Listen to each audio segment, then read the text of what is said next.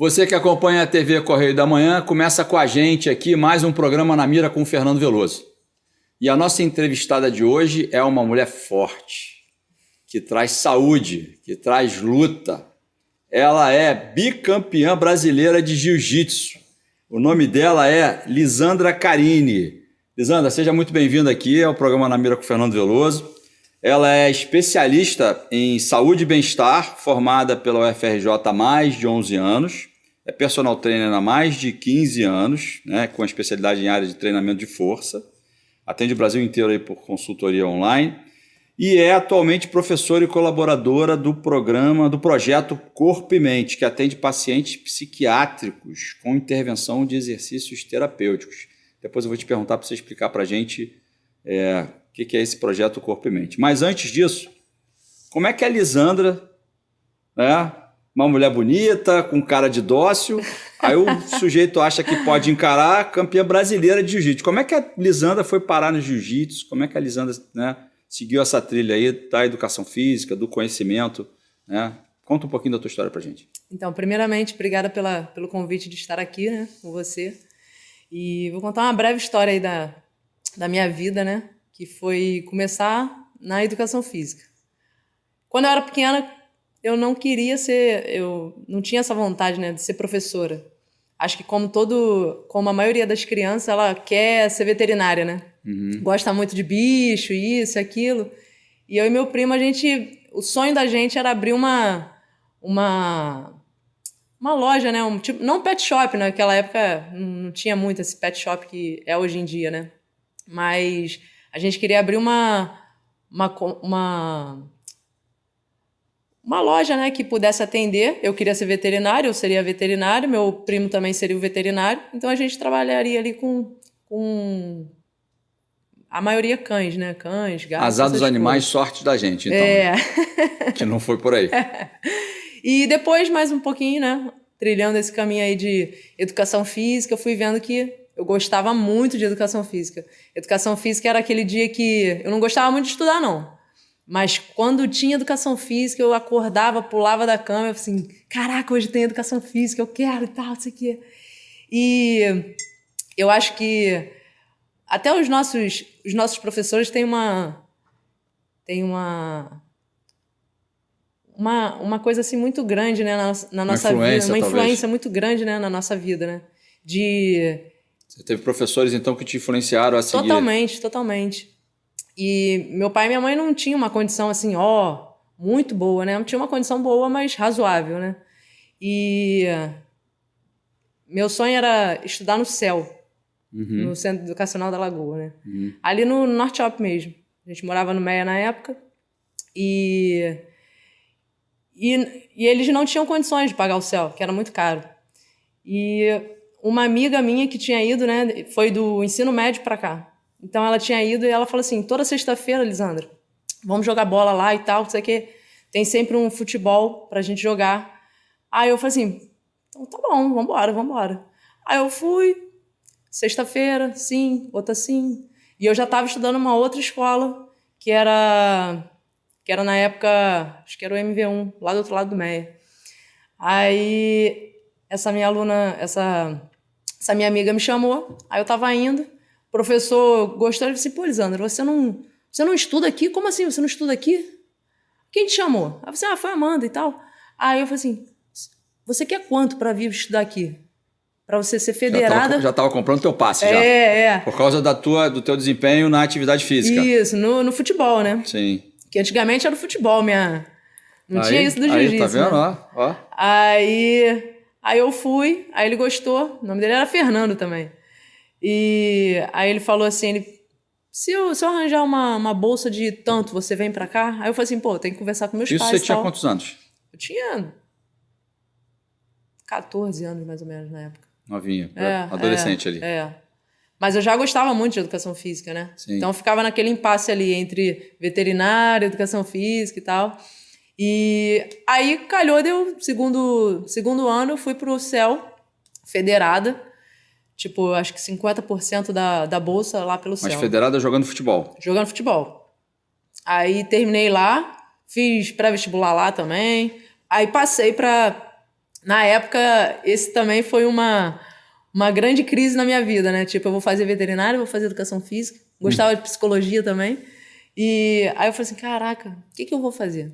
O que eu gosto mais, né? E engraçado que aquele teste vocacional, né? Na época que eu fiz, deu educação física, veterinária, psicologia, nutrição, tudo essa área mais da saúde, Só né? ajudou a confirmar a dúvida, né? Exatamente. Não afastado. Aí eu falei assim, quer saber, eu vou fazer vestibular para veterinária e vou fazer para educação física. Só que veterinária na época só tinha para UF. Para UF e para rural. Você ia ter que ir para Niterói. E para o UFRJ eu falei assim, cara, vou tentar para o UFRJ, porque o UFRJ é meu sonho, meu pai já estudou lá e tal, não sei o quê. Tinha todo um carinho, né? E a educação física é a melhor, né? De educação física, né? O curso, né? Em si. Aí eu falei assim, vou prestar vestibular para lá. Você começou a estudar educação física na UFRJ. Na UFRJ. Mas onde é que entrou a luta aí? Onde é que entrou o jiu-jitsu nessa história? Calma. Eu tô curioso para saber como é que chegou bicampeã, porque ela é bicampeã de jiu-jitsu, bicampeã brasileira de jiu-jitsu. Uma longa jornada. E nesse meio do caminho, eu namorava um menino que ele era do jiu-jitsu, faixa roxa de jiu-jitsu. Isso antes de eu fazer 15 anos. Tinha 14 anos, por essa época também. E eu não gostava que ele fizesse jiu-jitsu e tal. Eu achava que ele ficava meio violento e tal. Falava meio grosso, isso, aquilo. Não pode, olha, tá vendo? Se você tem preconceito com o esporte, tá aí uma maneira. Olha, uma pessoa não gostava que o namorado fizesse jiu-jitsu porque ele ficava meio violento. Né? Mas ela acabou acabou enveredando pelo jiu-jitsu. Mas vai, fala. Só pra gente ver que a gente pode mudar a ideia, né? Pois é. Aí ele fazia escondido. Aí eu achava estranho, né? Tipo, caramba, esse negócio deve ser muito bom, né? Porque ele faz até escondido. Tipo, a vontade é tão grande que ele passa por cima de mim. Arrisca perder a namorada. Passa por cima de mim. Aí tá bom, né? Aí depois de um tempo, eu já na faculdade, eu entrei na faculdade com essa missão assim de, tipo, você árbitra de futebol. Na época tava a Ana Paula, não sei se vocês lembram. Uhum. A Ana Paula tava como bandeirinha. Uhum. Então ela era a grande inspiração, né? Aí assim, eu fiz curso de bandeirinha, isso, aquilo, para arbitrar. E nada disso. Entrei na faculdade, no meu primeiro estágio, conheci meu marido, que é professor de educação física, é professor de jiu-jitsu, né? Aí ele olhou assim pra mim, tipo, você vem sempre aqui? É aquela conversa mais ou menos assim, né?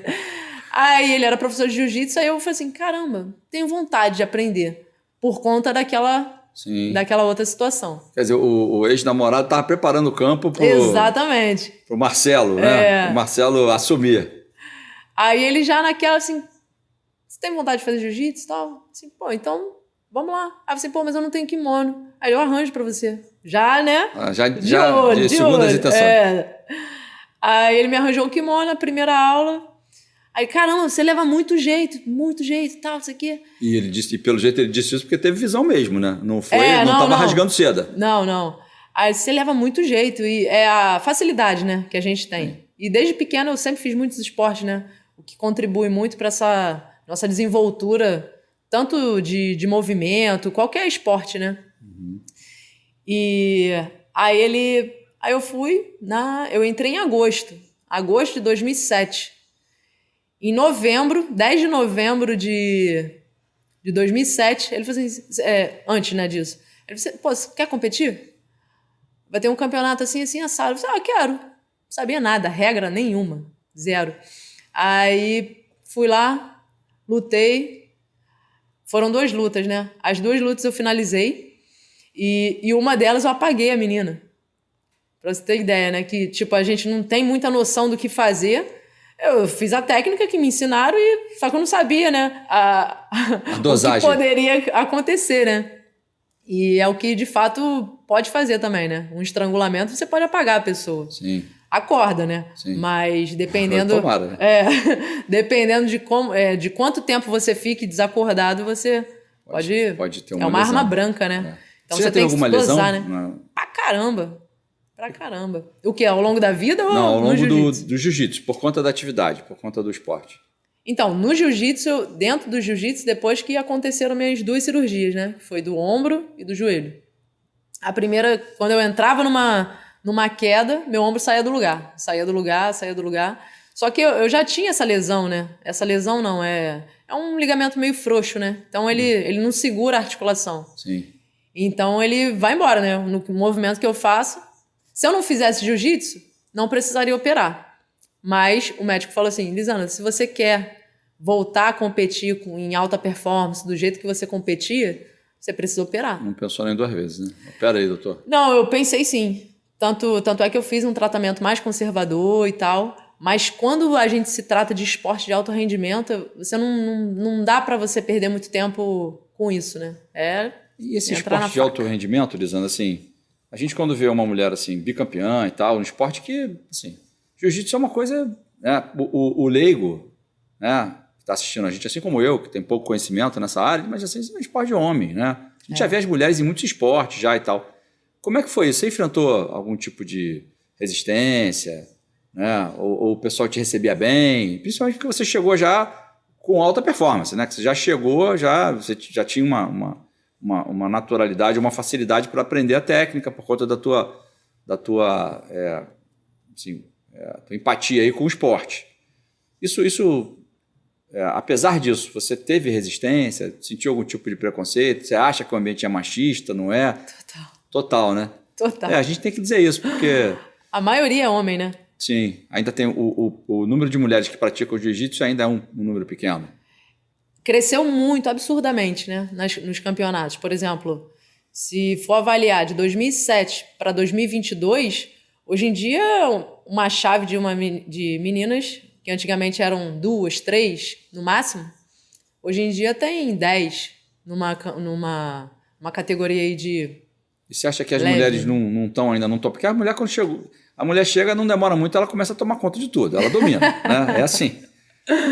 Você acha que isso não acontece ainda porque as mulheres é que não despertaram para o esporte ainda, ou tem uma própria resistência das mulheres mesmo? Que é um esporte de contato, sei lá. Por que você acha, o que falta para as mulheres estarem mais presentes no jiu-jitsu?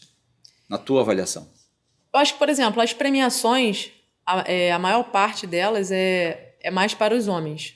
Por exemplo, o homem sempre ganha mais do que uma mulher.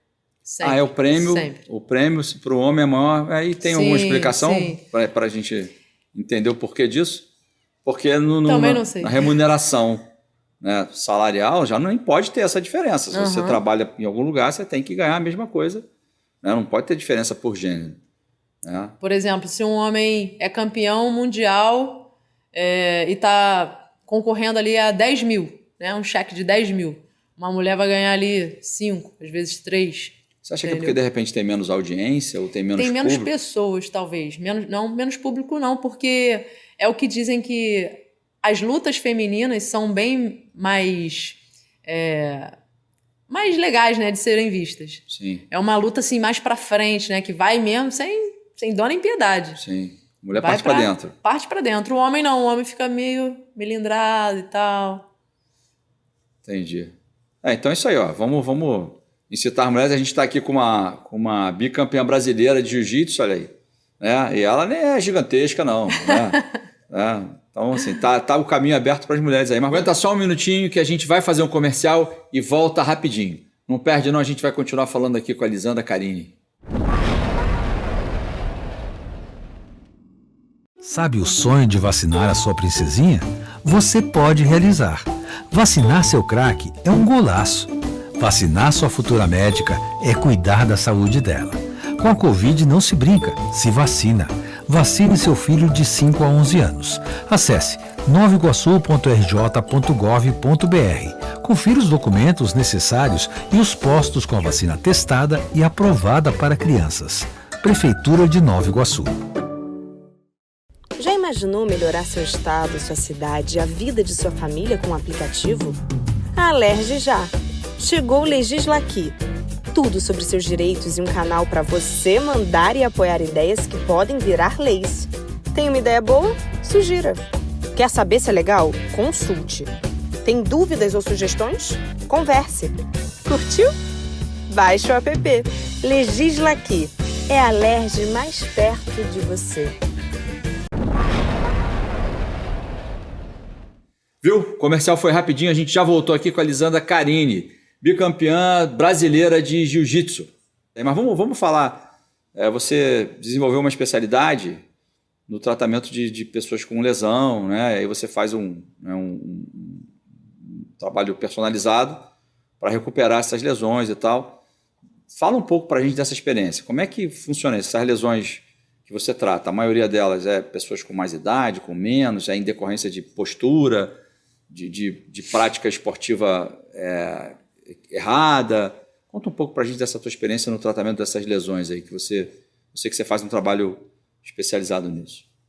Então, tudo começou também com os esportes que eu fiz ao longo da vida, né? Ao longo da vida, quanto mais a gente se movimenta, Sim. mais a gente vai se quebrando, né? Sim. E vai se conhecendo também, né? O que fica melhor, o que não fica. E eu passei ao longo desse tempo, por vários fisioterapeutas, professores, né? Que me ajudaram muito, né? Na prevenção. E conforme a gente vai se quebrando, a gente vai consertando os caquinhos ali, né? Você foi a sua primeira cobaia. Exatamente. Nada melhor do que a própria pessoa, né? E depois que eu me formei, eu só peguei pessoas com lesões. Então, foi uma coisa assim, que eu já tinha uma experiência comigo mesma, já tinha ali, sabia na pele o que acontecia, né? O que a pessoa sofria quando se lesionava. Você fica sem treinar e é uma dor assim, que você deixar de fazer o esporte que você gosta, né? Sim. Você deixar de se movimentar, você ficar mais parado, você fica mais depressivo, né? Então, assim, eu não quero isso para ninguém. Eu preciso ajudar como as pessoas também me ajudaram, né? Sim. E quando eu me formei, era só hérnia de disco, lombalgia, e hérnia cervical, torácica, lombar e condromalácia. E eu tive que buscar. Eu falei assim, cara, a faculdade não prepara a gente para isso, né? É assim, o básico do básico do básico. Se eu não tivesse feito milhões de cursos... Aí você fez um outro curso, né? Que você falou aqui, eu acho que eu nem mencionei, né? Biomecânica? Isso. Você fez uma especialização em biomecânica, né? Biomecânica, musculação e reabilitações musculoesqueléticas. Então, tem tudo a ver, né? O link, né? A biomecânica com anatomia, cinesiologia, né? Que é o estudo dos movimentos, né? E aplicado ao exercício, né? O que essa pessoa precisa fazer para fortalecer, para prevenir, né? De dores, já que não o Brasil, né? O mundo todo sofre com a dor lombar, né? 80% da população sofre com dor lombar. Sim. Então, se você não teve, você um dia vai ter. E é basicamente isso, né? E é uma lesão que afasta muito as pessoas do trabalho. E passível também de aposentadoria. Então, é uma das... Tá ali nos tops 10. Mas essas lesões que você trata, elas têm a sua origem na atividade que as pessoas estavam desempenhando, tipo no esporte, por exemplo, aí ela vem se lesionar e vem tratar contigo, ou são lesões vamos dizer assim, naturais, né? Essa questão lombar, que você disse que 80% da população sofre disso. Qual é a relação disso? O pessoal se machuca muito quando pratica o esporte, quando está praticando atividade, e aí a gente tem um esporte hoje, tem uma prática que é aquela... que se levanta aquele peso brabo, como é que é o nome daquilo agora? Levantamento de peso? Não. Aquele... CrossFit? CrossFit. Outro dia circulou, inclusive, um vídeo, né, Nossa. horrível na internet, a pessoa se machucou, parece que foi de uma maneira séria. O CrossFit, assim, tem pessoas que gostam, acho que tem eu nunca tive a coragem de fazer, porque pelo fato de já ter uma lesão, eu tenho receio de fazer com que aquilo agrave. Mas você deve ter algumas recomendações para as pessoas que praticam esporte de forma regular, que é o ideal. Você está cuidando da tua saúde, né? Mas tem coisas que você vai fazer, né, que você pode, de alguma maneira, complicar a tua vida, arrumar lesões. Exatamente. O que a gente pode dizer para as pessoas que querem praticar, que saíram do sofá, né, que saíram daquela preguiça lá e estão fazendo, mas não querem, falar, não quero...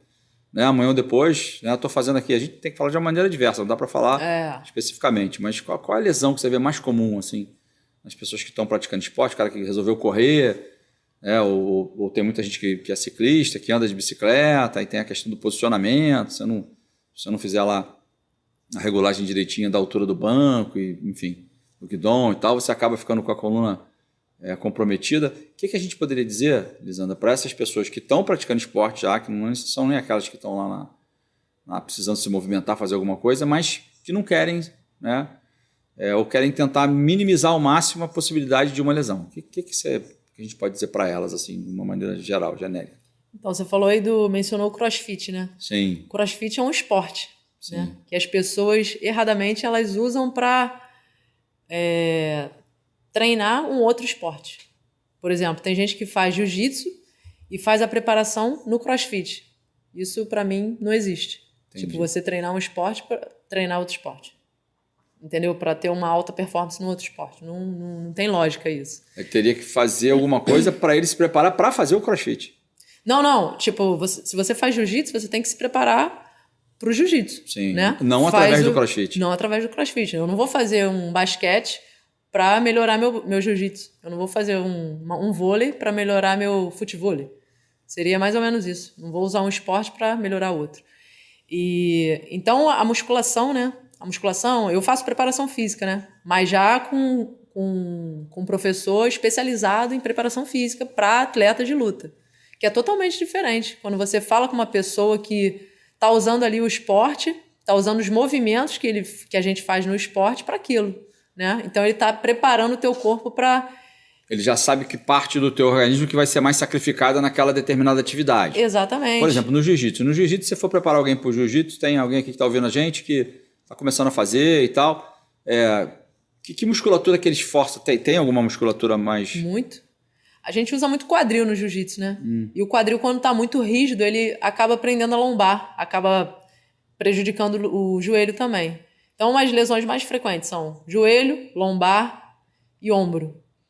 Ombro é demais, né?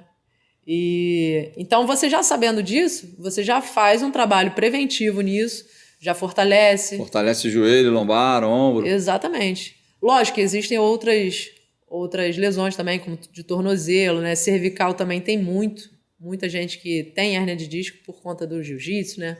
Por a gente ficar muito forçando nessa posição. Sim. Que é até uma posição que a gente fica muito no computador, né? Sim, a gente força muito, ou tá muito no celular.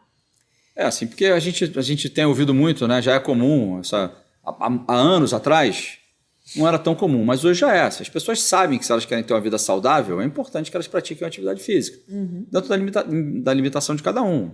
Mesmo que seja caminhar, enfim, alguma coisa, sair da inércia. Exatamente. Mas aí a gente já está falando de uma outra coisa aqui. A gente está falando de praticar uma atividade física com segurança, para não se lesionar. Né? Porque a gente está falando contigo. Você desenvolveu uma especialidade para tratar pessoas que se lesionam, né, fazendo algum tipo de atividade. Quer dizer, a gente já está falando de gente que está fazendo uma atividade física regular já. Então, ou sedentários também. Eu atendo muita gente que está querendo sair do sedentarismo, né? Que é uma grande pandemia também, né? Sim, porque o pessoal ficou parado, as academias ficaram fechadas. Mas o que eu quero colocar assim aqui, tô percebendo, é que não basta você tomar a decisão de fazer uma atividade física. Você tem que ali ficar ligado no que aquilo vai te trazer benefício, sim, é bom, é positivo, estender a tua saúde, estender até teu tempo de vida, quem sabe, né? Com certeza, sem dúvidas. Enfim, tem uma série de benefícios. Mas é importante que faça isso com segurança, né? Para saber, né, se você, de repente, começa a desenvolver no esporte. Para não fazer igual a Lisandra, não precisa fazer igual a Lisandra, não precisa se testar, esperar ir quebrando para depois ir consertando. Né? Porque nem todo mundo pode ter a capacidade da Lisandra de se recolocar no lugar ali. Então, assim, eu queria destacar isso. Agora, tem um negócio que você faz que eu acho bem legal, que você falou também desse projeto Corpo e Mente. Esse acho que já começou a misturar, a gente fala que o esporte é bom para a saúde emocional, psíquica e tal, mas você faz... O que é esse Corpo e Mente? No que consiste esse projeto? Então, é um projeto que a gente atende a pacientes psiquiátricos lá do HU, lá do UFRJ. Então, a gente tem uma... Universitário. Isso. Clementino Fraga Filho. Então, a gente tem uma parceria com os médicos de lá, os psiquiatras, que eles encaminham os próprios pacientes de lá para a gente, para justamente ajudar nessa saúde mental. E a gente faz uma intervenção com exercício físico e os exercícios terapêuticos, né? São exercícios ali que envolvem muito a autoconsciência da pessoa. Então, é você saber, tipo, se está num ambiente que você não gosta e tal, por que você está sentindo aquilo? Tipo, tá muito relacionado a dores também, né? Que a gente vê aí um link muito grande com pessoas que têm dor lombar, podem também ter alguns efeitos mais depressivos, né? Se você... A dor lombar é bem... que a gente chama de multifatorial, né? Envolvem várias coisas, não é só uma coisa, não é só uma lesão. Às vezes é uma pessoa que está muito tempo sentada, que vive deitada, que vive vendo televisão, que tem distúrbios alimentares, que come muitas besteiras durante o dia, e aquilo tem uma relação com, não sei se você já ouviu falar, nessa intestino-cérebro. Direto. Isso, direto. Uma coisa não funcionou, complica a outra. O que você come está ligado à sua saúde mental também, tá na saúde do corpo também. Então, se você come muitos alimentos inflamatórios, né, tipo muito açúcar, ou tem gente que não pode comer glúten, come glúten, você vai inflamar teu corpo. E as articulações, elas inflamam também. E o cérebro também inflama. Entendi. E aí, quer dizer, confundir o GPS do corpo ali vai bolar tudo. E engraçado, quando eu entrei na faculdade, eu entrava assim, tipo, fazer exercício, fazer esporte, isso, do pescoço para baixo. Só que não, depois de um tempo eu fui estudando e vendo a intervenção que o exercício tem dentro do cérebro. Já reparou, né? Que quando a gente faz exercício, a gente sente aquela endorfina, caramba, como eu tô me sentindo bem. Pô, tô endorfinado, né? E a gente libera, né? Diversos neurotransmissores, né? Endorfina, dopamina, dependendo da atividade que a gente faça, uma caminhada mais longa. Legal, e assim, agora, só que esse projeto Corpo e Mente, ele faz meio que uma mão dupla nesse negócio, né? Exatamente. Porque a pessoa que está com um problema, algum tipo de distúrbio psiquiátrico, ela vem, de alguma maneira, está sendo desenvolvida uma forma de ajudar nessa melhora, né? O problema da origem psiquiátrica que seja lá, ou psicológica, através da atividade física. Isso. Porque a gente percebe que muitos pacientes psiquiátricos, eles não querem fazer educação, não querem fazer exercício, né? Eles têm essa aversão, tipo, não, exercício não querem nem se olhar no espelho. Se a gente fizer uma avaliação, tipo, pedir para tirar uma foto para ver como é que tá. Tipo, outro dia, acho que até hoje, o programa começa hoje, né? Já tá presencial, eu ainda continuo online, mas a gente tem isso também. Tem gente que não pode ir até lá. Tem gente que tem algum fator que impossibilita de ir até lá e eu atendo também online. E essa pessoa falou assim, tipo, eu tô tão gordinha, não dá para ser em agosto não, fazer avaliação? Tipo, ela quer melhorar para fazer a avaliação. Para você ver que o distúrbio, né, de imagem também é muito grande. Então ela, tipo, eu prefiro não fazer. E já teve algum problema assim? Porque a gente não está falando de que grau de problema psiquiátrico que você está tratando, né? As pessoas lá. Mas já teve algum tipo de problema, assim, quando é o presencial? Tipo, a pessoa se recusar a fazer? Ou você tem uma dificuldade assim? Porque ou esse trabalho físico, ele é feito junto com o psicólogo lá ou não? Não. É separado. Cada um no seu quadrado. Entendi. Eles marcam o horário para serem atendidos com psicólogo. Tem o educador, tem o professor de educação física, psicólogo, nutricionista, os psiquiatras, né? E então a gente é uma rede que ajuda muito, entendeu? Entendi. Então, Lisandra, esse é o projeto Corpo e Mente. Isso. Né? Mas a gente está falando muito de quem é atleta, quem já faz atividade e tal, mas vamos falar daquelas pessoas assim que ainda não saíram ou vivem retornando. Estou voltando. Na segunda-feira eu volto a fazer atividade física, né? Que vive aquele dilema tá sempre voltando. E aí assiste o nosso programa aqui, né? Tá vendo a Lisandra, bicampeã brasileira de jiu-jitsu e tal, cheia de saúde, cheia de história, né? E fala assim, como eu queria ter essa disposição, né? É, verdade. E aí o que a gente diz para essas pessoas assim que fazem atividade física, eventualmente, quando vão fazer alguma coisa, ou um pouco antes do verão, ou essa daí, né, que tá meio gordinha, para melhorar um pouquinho. O que a gente diz para essas pessoas, assim, a tua experiência, a tua vivência no esporte, né, na atividade física, os benefícios que isso traz? Tem muita coisa que todo mundo já ouviu, já sabe, mas nunca é demais a gente repetir, né? Então, o que a gente diz para esse pessoal para ver se eles param de ficar voltando toda hora, para eles se manterem ali, né? regularmente? Eu costumo falar que o exercício é similar quando a gente está escovando o dente, né? Tipo, a gente tem que escovar o dente todo dia, né? Fez uma refeição, escova o dente. Fez uma refeição, escova o dente. O exercício é todo dia. Você tem que fazer uma caminhada todo dia, tem que se movimentar todo dia. Nosso corpo odeia ficar parado, né? Sim, não foi feito para isso. Se você fica muito tempo parado na mesma posição, tipo, já tô aqui, ó, dando uma movimentada na coluna aqui. Tipo, ó, o cérebro começa a mandar a informação lá, ó, tô com dor aqui, ó, se movimenta, meu filho, se movimenta, senão vou te importunar aí. Aí vem a dor. Aí vem a dor. E aí o que acontece? A pessoa que vive parando, voltando, parando e voltando, aí não consegue ter resultados, né? Lógico, você não vai ter resultado só fazendo o que você gosta. Você vai ter que fazer coisas que você não gosta, vai ter que fazer uma dieta. No pain, no gain, né?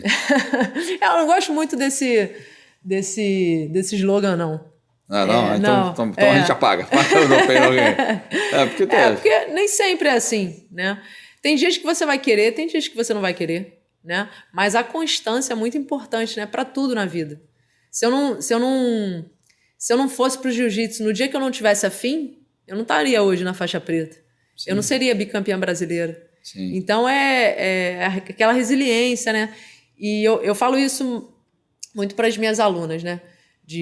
Eu dou aula também de jiu-jitsu feminino só para mulheres. Então, algumas você também é professora de jiu-jitsu, só para mulheres. Isso.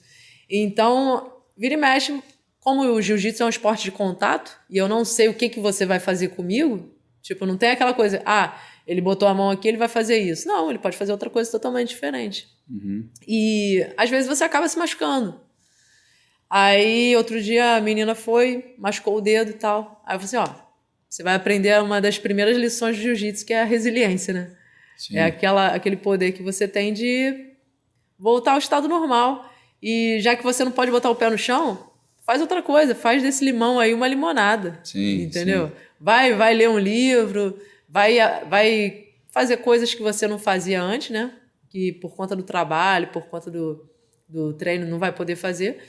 E faz o que você quer. Até porque o desenvolvimento muscular, você está dizendo assim, o desenvolvimento muscular ele acontece no sofrimento, né? Porque o músculo não desenvolve no conforto, no relaxamento. Exatamente. O músculo ele sofre, ele é esgaçado, né? E aí quando ele vai cicatrizando, contraído, aí ele vai desenvolvendo. Então a pessoa gosta de músculo mais destacado e tal. Vai ter que sofrer. É só sofrendo, é só no sofrimento. Sem sofrimento, né? A gente volta no no pain, no gain. Se não tiver sofrimento, não tem. Mas sempre é importante a gente ressaltar a necessidade de ter o cuidado necessário e tal, né? Porque o corpo humano ele é falível, não adianta. Exatamente. Você falou, ele machucou o dedinho lá. Acontece, pode acontecer. Agora, deve ter técnicas, deve ter um padrão a ser seguido para você evitar uma lesão grave. Sim. Né? Porque o esporte não busca a lesão acontece natural, faz parte. Né? Faz parte do processo, né? Faz parte do processo. Eu acho que é até importante porque você fica mais resiliente, né? Tipo, caramba, eu já me machuquei aqui, eu vou para outro caminho. Entendeu? E outro caminho vai te fazer chegar lá também. Sim, sim. Como você disse aí, agora não precisa também tanta lesão como a Lisandra não, né? Não, igual a mim não. Não precisa fazer. Diz uma coisa. E conforme você vai treinando, você vai ficando mais forte, né? Sim. Suas articulações, a musculatura, os tendões, ligamentos. Então é como se você sofresse o impacto e voltasse. Sofre o impacto e volta. Seu corpo fica mais forte, né? É isso aí. Lisandra, segura só um pouquinho que a gente vai no comercial e volta rapidinho. Não sai daí não, você não pode perder. Sabe o sonho de vacinar a sua princesinha? Você pode realizar. Vacinar seu craque é um golaço. Vacinar sua futura médica é cuidar da saúde dela. Com a Covid não se brinca, se vacina. Vacine seu filho de 5 a 11 anos. Acesse novaiguaçu.rj.gov.br. Confira os documentos necessários e os postos com a vacina testada e aprovada para crianças. Prefeitura de Nova Iguaçu. Já imaginou melhorar seu estado, sua cidade e a vida de sua família com um aplicativo? A Alerj já! Chegou o Legislaqui. Tudo sobre seus direitos e um canal para você mandar e apoiar ideias que podem virar leis. Tem uma ideia boa? Sugira. Quer saber se é legal? Consulte. Tem dúvidas ou sugestões? Converse. Curtiu? Baixe o app. Legisla Aqui. É a Alerj mais perto de você. Comercial foi rapidinho, a gente já voltou aqui com a Lisandra Carini para falar sobre esporte, sobre luta, sobre vida, sobre saúde. E diz uma coisa, Lisandra, como é que é essa... Você falou que você tem uma aluna, eu estava te perguntando sobre idade, né?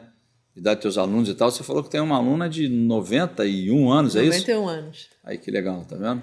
Minha atleta mais nova. Tá vendo? Ela não tem a pretensão de virar campeã de jiu-jitsu também, não.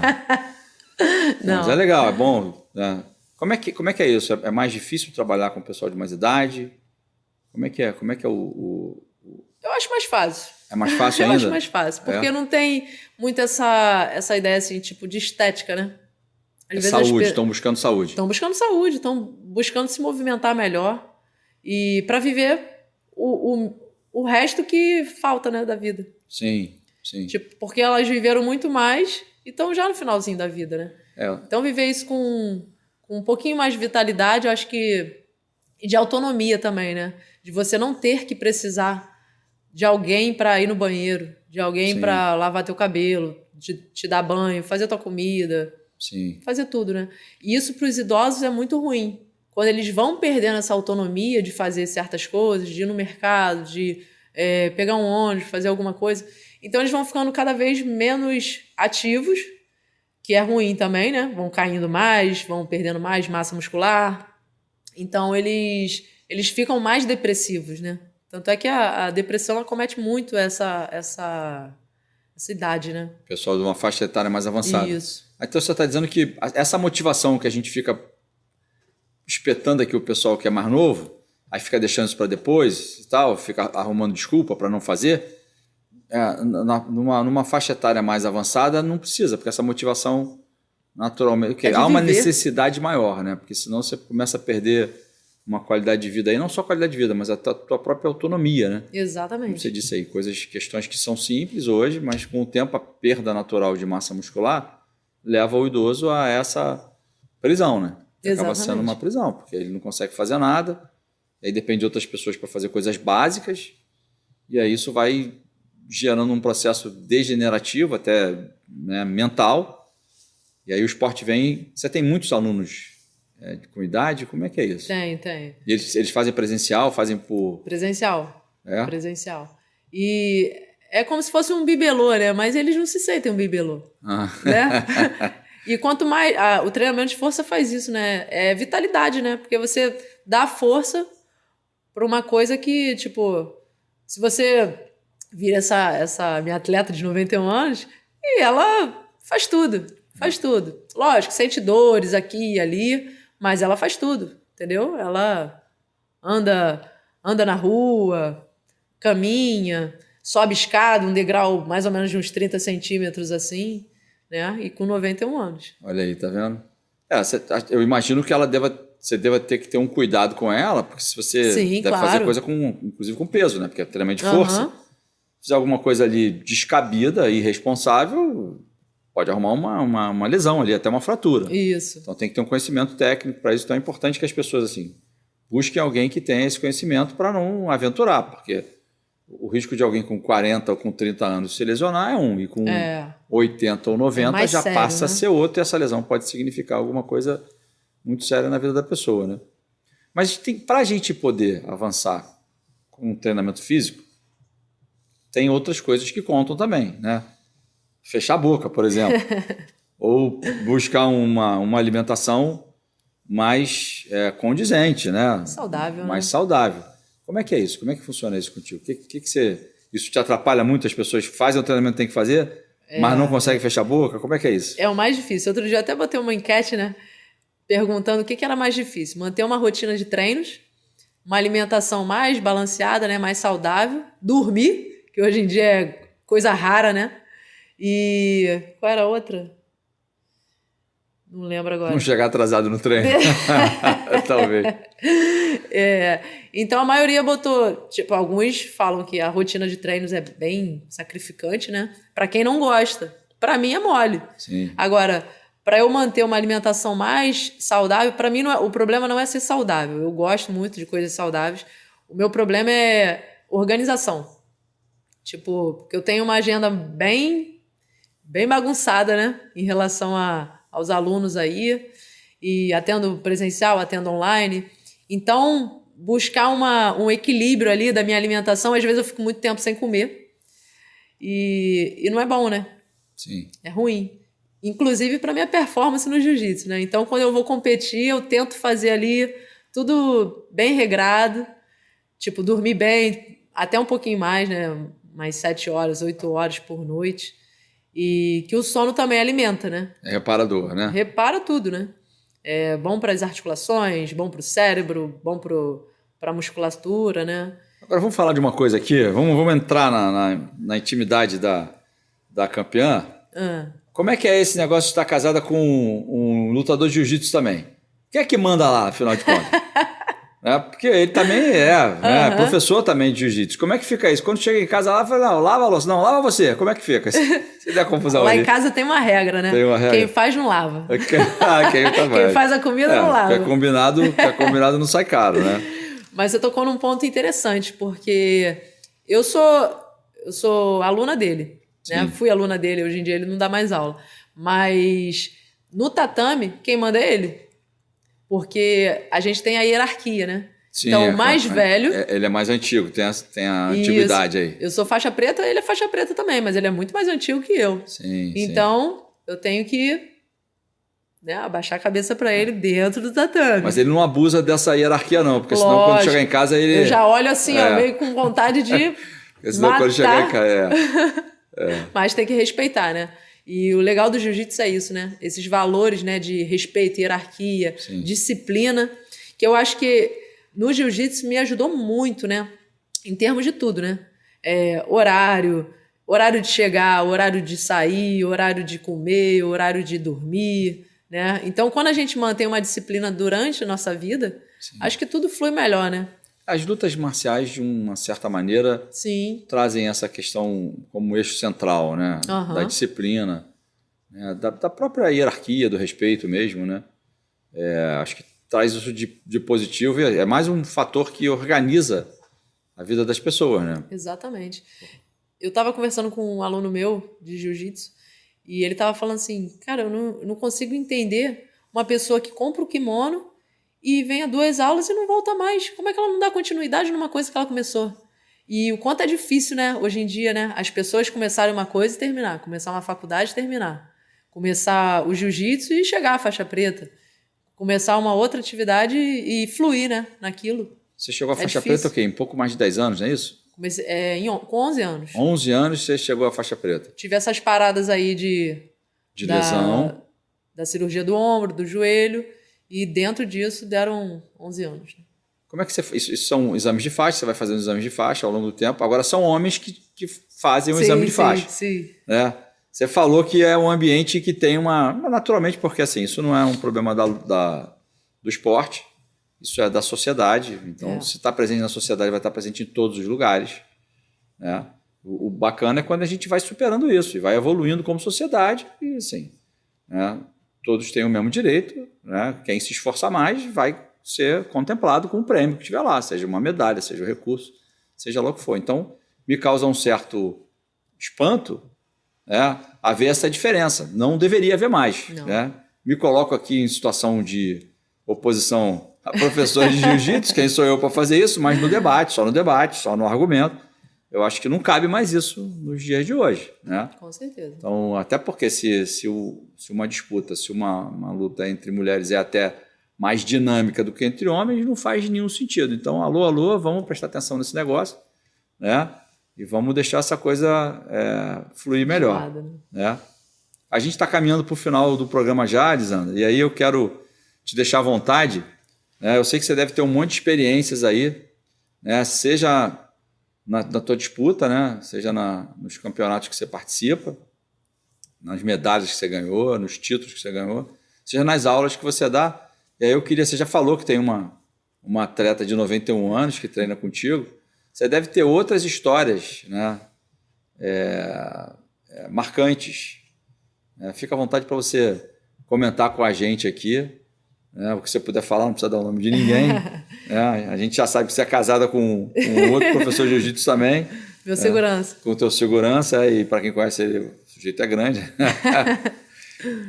Mas fala. Mas sobre o quê? Fica à vontade para contar algum caso que você lembre assim de algum aluno teu, alguém que te deu muito trabalho, ou alguém que te surpreendeu muito, entendeu? Que você lembra, assim, alguma história, algum caso inédito, algum aluno inédito, ou algum lugar que você tenha... você já disputou campeonato fora do Rio, inclusive. Sim, sim. Então, ainda não consegui disputar o Mundial, que é lá em Vegas, né? Mas tudo tá caminhando para que eu consiga, né? Para você disputar o Mundial, você precisa ser campeã nacional primeiro. Não, eu já poderia disputar, só que eu não consegui por conta do visto. Meu visto foi negado. Cara, que isso, cara. Meu visto foi negado. Aí tava tudo esquematizado para eu lutar. Isso foi bem antes da pandemia. Aí veio aquele balde de água fria, né, que eu, caramba, não consegui e tal. Eu fui pro banheiro chorar. Que isso, essa luta não deu pra você ganhar. Essa luta, vontade de entrar por dentro dele ali, ó. E não consegui. Então, tentar de novo para porque o campeonato mundial ele acontece sempre em Las Vegas? Sempre em Las Vegas, né? Tá. E os campeonatos maiores, né? O brasileiro ainda é aqui. E muita gente não sabe, mas o Tijuca Tênis Clube foi o berço, né, do jiu-jitsu. Eu não sabia. Quer dizer que o jiu-jitsu nasceu no Tijuca Tênis Clube, na zona norte do Rio de Janeiro. Isso. As maiores lutas, né, que vocês já ouviram falar aí aconteceram ali no Tijuca Tênis Clube. Algumas aconteceram na praia de Copacabana, né? Mas o jiu-jitsu em si, o mundial era aqui, né? Só que quando eu comecei, acho que em 2007 já não foi mais aqui. Então tá sendo tudo lá fora, porque é tudo patrocinado lá. É uma outra dimensão, uma outra proporção. Isso. Acho que não teria uma dimensão assim tão grande para um... E o Brasil está, né, geograficamente mais distante, né? Os Estados Unidos está mais central, então para o pessoal da Europa, enfim, de outros continentes, eles estão mais próximos ali, né? O jiu-jitsu, há quantos anos que ele está no Brasil?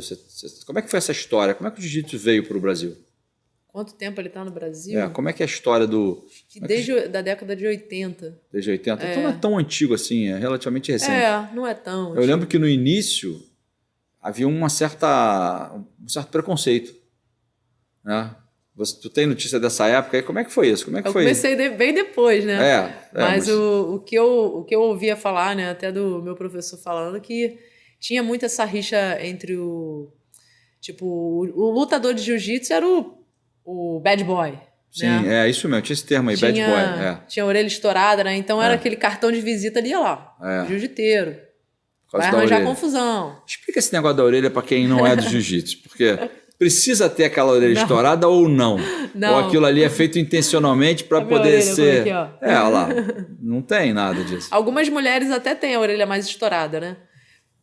Às vezes roça assim, né, no tatame ou no próprio kimono, né? Às vezes rala assim, e dependendo de como a orelha seja, né? A minha é mais maleável, né? Então, quando ela estava prestes a estourar, tive que botar gelo para ela não estourar, né? Mas não tem nada a ver. Quer dizer, quem tem a orelha daquele jeito é porque deixou acontecer. Às vezes sim, às vezes não, né? Porque você tem como, estourou, você pode fazer uma punção e tirar aquele líquido ali, né? Sai um sangue, né? Dali. Sim. Se você deixar, ele endurece. Passado muito tempo, ele endurece. E fica daquele jeito, você não consegue nem botar um microfone no ouvido. Aí fica aquele crachá ali. Exatamente. Para sempre, né? Mas tem uma coisa Tem gente que faz isso de propósito, né? Assim, o pessoal pega uma faixa e faz assim, ó. Estoura a orelha. Quer tentar? Não faço. Acho melhor não. Até porque não é tão grande coisa assim, mas acho que é melhor do que estourada. A gente tem, são características do esporte, né? Exatamente. Entre as lutas marciais, você tem jiu-jitsu, você tem outras, né? Não sei se você conhece de outras lutas. Diferença entre elas. Por exemplo, o taekwondo, ele acho que tem menos contato. do que o jiu-jitsu. Acho que ele até tem algum contato, mas ele tem menos contato do que o jiu-jitsu. O judô, o karatê, né? Por que você foi para o jiu-jitsu? Bom, você já disse para a gente que você foi por conta de relação pessoal tua. Mas para aquela pessoa que ainda não conhece luta nenhuma e está assim, eu quero fazer uma luta, ou o pai que quer botar o filho numa luta marcial dessa porque traz disciplina, traz respeito, concentração e tal, e ele está na dúvida, ele também não entende, assim como eu não entendo, não sei a diferença, né, dos diferentes tipos de luta, cada uma tem uma característica diferente. Se o pai que está ouvindo a gente hoje e quer colocar o filho ali com 5, 10 anos de idade, o que você diria para ele? Mas sem puxar a sardinha para o lado do jiu-jitsu. Sem puxar a sardinha para o lado do jiu-jitsu. Faz uma avaliação assim isenta. Né? O que você diria assim? Um é mais fácil do que o outro? Um é mais... O judô ou o jiu-jitsu? Qualquer um. Qualquer um deles. Eu acho o jiu-jitsu bem difícil. Jiu-jitsu é mais difícil, né? Eu acho assim, o jiu-jitsu ele é um esporte que ele tem quase todas as valências que a gente precisa para viver, né? Força, equilíbrio, agilidade, velocidade, tudo, né? Flexibilidade, né? Lógico que nem todo um atleta tem isso, né? Antes o judô já estava mais pop, mais popularizado no Brasil do que o jiu-jitsu. Acho que chegou antes. Por quê? O judô. O jiu-jitsu veio do judô, né? O jiu-jitsu vem do judô. O judô veio do jiu-jitsu, o judô, sim, mas todo mundo acha que é o contrário, né? Eu acho que é o contrário. Até porque no Brasil, a gente sempre ouviu falar de judô, quer dizer, que eu me lembro, assim, né? Aqui dos meus 30 e poucos anos de idade, né? Eu já revelei para a audiência aqui que eu já tenho quase 60. Mas, assim, a gente sempre ouviu. O judô foi mais... Acho que chegou primeiro no Brasil, foi mais popular no Brasil. É um esporte olímpico, né? Porque se tornou esporte olímpico antes do jiu-jitsu. Por isso, então. Eu acho o jiu-jitsu um pouquinho mais completo que o judô, né? Porque o judô caiu no chão, a queda perfeita, o ippon, acabou a luta. O jiu-jitsu não, é mais dinâmico, né?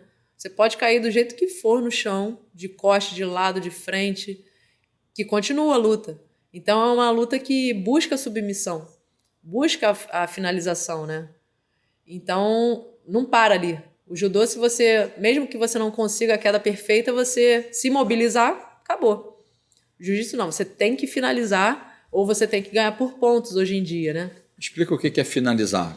No judô, você está falando judô, o cara deu lá, imobilizou, está imobilizado, mas não está finalizado. Qual é a diferença de imobilizado para finalizado?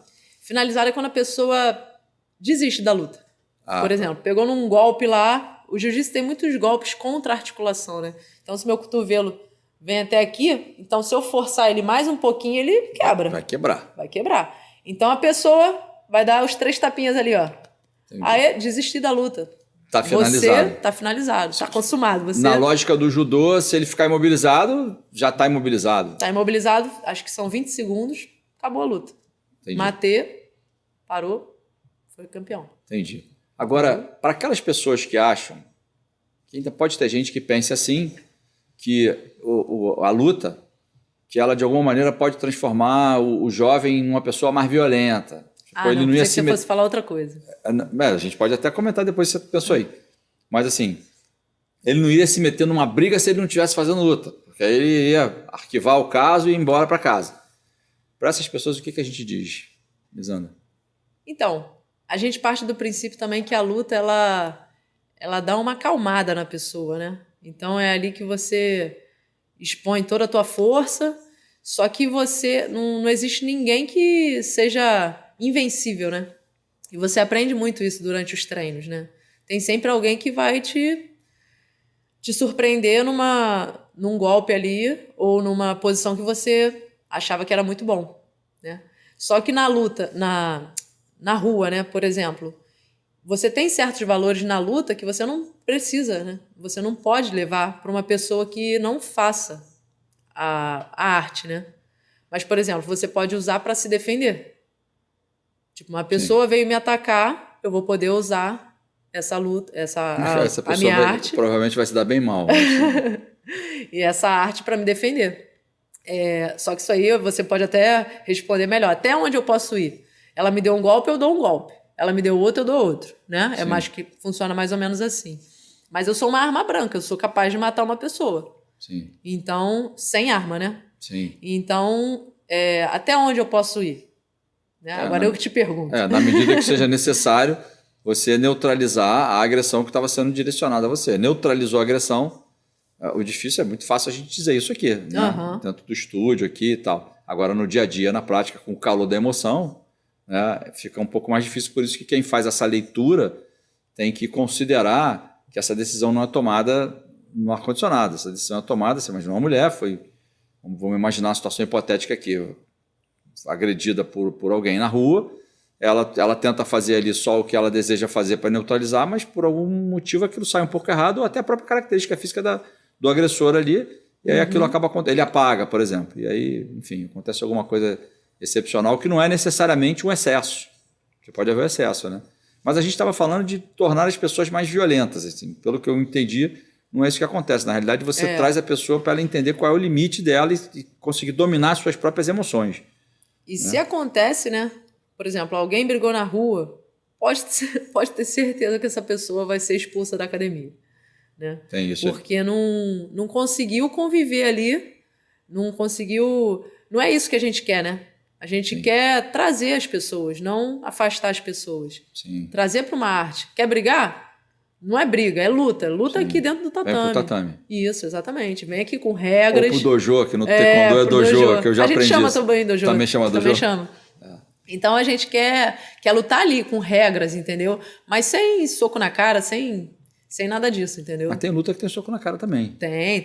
O Muay Thai, não é isso? Tem. Aí é outra história. Vamos deixar para... Não vai dar nem tempo da gente... Essa aí não é muito a minha arte, não. Não vai dar nem tempo da gente fazer nesse programa. Como eu te falei, o relógio já está apitando para a gente ali, o nosso tempo terminou. Tenho que te agradecer de novo por você ter aceitado esse convite, contado um pouco da tua experiência aqui. Para a gente concluir, fica à vontade aí, né? Um minutinho, faz um encerramento para a gente poder fechar o programa. Eu que agradeço pelo convite, né? Pelo teu tempo também de estar aqui e poder compartilhar um pouquinho da minha história com o pessoal, né? E mostrar também que o exercício, seja esporte, seja atividade física, né? Você tem que fazer para a vida, né? Não tem jeito, não tem para onde escapar. Então, se você quer viver melhor, você tem que se exercitar, né? Isso aí, vamos, se mexe, né? É isso aí, gente. Você que acompanha aqui a TV Correio da Manhã, a gente está encerrando aqui mais um programa Na Mira com Fernando Veloso. Hoje foi a Lisandra, bicampeã nacional bicampeã brasileira de jiu-jitsu, especialista, né, em lesão, em fortalecimento, tratamento com força, enfim. Se você gostou do programa, dá o seu joinha, copia o seu amigo, aquele que está no sofá, cansado, largado lá, aquela sua amiga que precisa de uma força, tá aí. Ó. Lisandra, uma história de sucesso no esporte, hoje se dedica a tratar pessoas que se lesionam, seja através do esporte, ou seja, justamente por não praticar alguma atividade física. E é isso, gente. Obrigado pela sua audiência até aqui, fica com a gente. Um abraço. E agora a gente vai encerrar o programa com um brinde aqui, que eu já estava esquecendo. É característico aqui. Isso aí, gente. Obrigado pela audiência.